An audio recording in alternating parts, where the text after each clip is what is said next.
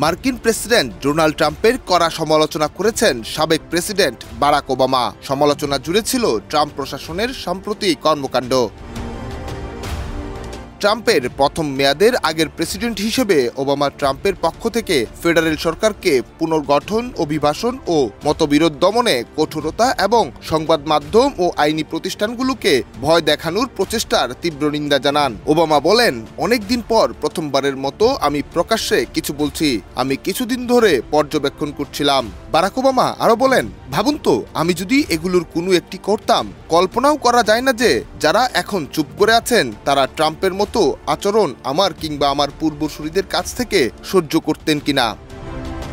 গোল্ডসেন্স গ্রুপের হোটেলে বিনিয়োগ করে সুদমুক্ত হালাল আয়ের সাথে বিলাসী জীবনের বিরাট সুযোগ। বিনিয়োগ একবার, রিটার্ন বারবার। ট্রাম্পের নতুন শুল্ক আরোপের ঘোষণার সমালোচনা করে ওবামা বলেন, আমি মনে করি না এটা আমেরিকার জন্য ভালো কিছু বয়ে আনবে। 2024 সালের প্রেসিডেন্ট নির্বাচনের শেষ সময়ে কমলা হ্যারিসের পক্ষে প্রচারণা চালানোর সময় ওবামা আগেই সতর্ক করে বলেছিলেন, ট্রাম্প পুনর্নির্বাচিত হলে তা যুক্তরাষ্ট্রের জন্য বিপজ্জনক হতে পারে। তিনি সে সময় বলেছিলেন, ট্রাম্প শুধু কিছুটা গফি বা হাস্যকর আচরণ করেন, তাই বলে এটা ভাবার কারণ নেই যে তার প্রেসিডেন্সি বিপজ্জনক হবে না। ডেস্ক রিপোর্ট, দেশ রূপান্তর।